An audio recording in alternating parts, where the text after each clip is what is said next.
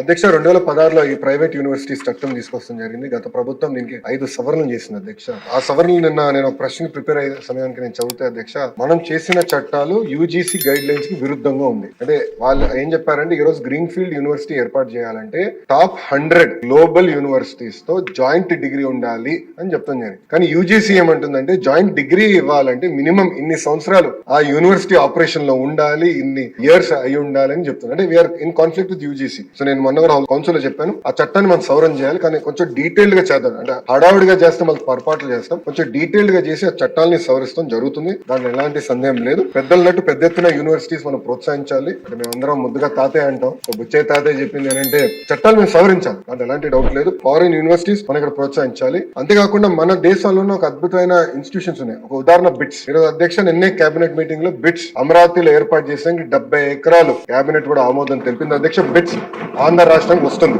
అంతేకాకుండా అధ్యక్ష Tata group, L and T, IIT Madras, ప్రత్యేకంగా యూనివర్సిటీ ఆఫ్ టోక్యో తో కలిసి డీప్ టెక్ యూనివర్సిటీ, అంటే నెక్స్ట్ జనరేషన్ ఏఐ ఎంఎల్ కాకుండా నెక్స్ట్ జనరేషన్ యూనివర్సిటీ ఏర్పాటు చేయాలి. ఇది పర్సనల్ గా గౌరవ ముఖ్యమంత్రి గారు లీడ్ చేస్తున్నారు. ఇది ప్యాషన్ ప్రాజెక్ట్ గా లీడ్ చేస్తున్నారు. ఇది నేను బలంగా నమ్మేది. మొత్తం ఎకో సిస్టమ్ ని రెవల్యూషనైజ్ చేసి యూనివర్సిటీ అది కూడా తీసుకొస్తాను అధ్యక్ష. నేను పర్సనల్ తీసుకుని ఒక ఏఐ యూనివర్సిటీ విశాఖపట్నంలో ఏర్పాటు చేయాలని లక్ష్యంతో ఉన్నాం. అదేవిధంగా ఒక స్పోర్ట్స్ యూనివర్సిటీ కూడా చేయాలని అధ్యక్ష. ఇది ఇప్పటివరకు ఉంది. ఇంతేకాకుండా ఎకనామిక్ డెవలప్మెంట్ బోర్డు తో కూడా అనేక యూనివర్సిటీస్ ఆల్రెడీ చర్చల్లో ఉన్నాయి. ఒకటి యూనివర్సిటీ ఆఫ్ టోక్యో కూడా చర్చలో ఉంది. ఏఎంఏ యూనివర్సిటీ ఫిలిపీన్స్ నుంచి కూడా చర్చలో ఉంది అధ్యక్ష. పెద్ద ఎత్తున ప్రైవేట్ రంగంలో కేవలం ఇంటర్నేషనల్ యూనివర్సిటీ కాదు, భారతదేశంలో ఉన్న టాప్ యూనివర్సిటీస్ అందరినీ ఆంధ్ర రాష్ట్రానికి తీసుకొచ్చే విధంగా కేవలం అమరావతి విశాఖపట్నమే కాకుండా అన్ని ప్రాంతాలు, అంటే రాయలసీమకి వెళ్ళాలి, ఎవరు వెళ్ళాలి. ఇంకో పక్కన కొన్ని పార్లమెంట్లు మనం చూసేగల ప్రభుత్వ విశ్వవిద్యాలయాలు, ప్రైవేట్ విశ్వవిద్యాలయాలు. సో మంత్రి అయిన తర్వాత అది బ్యాలెన్స్ చేయాలన్న ఆలోచనలో అక్కడికి వాళ్ళకి అంటే కొంచెం ₹2 ఎక్కువ ఇన్సెంటివ్స్ ఇచ్చి అలాంటి ప్రాంతాలు కూడా తీసుకెళ్లి అన్ని ఏదైతే పార్లమెంట్ లోనే కనీసం ఒక్క యూనివర్సిటీ అనేది ఉండాలనే లక్ష్యంతో మన కూటమి ప్రభుత్వం పనిచేస్తుందని గౌరవ సభ్యులు తెలుపుకుంటూ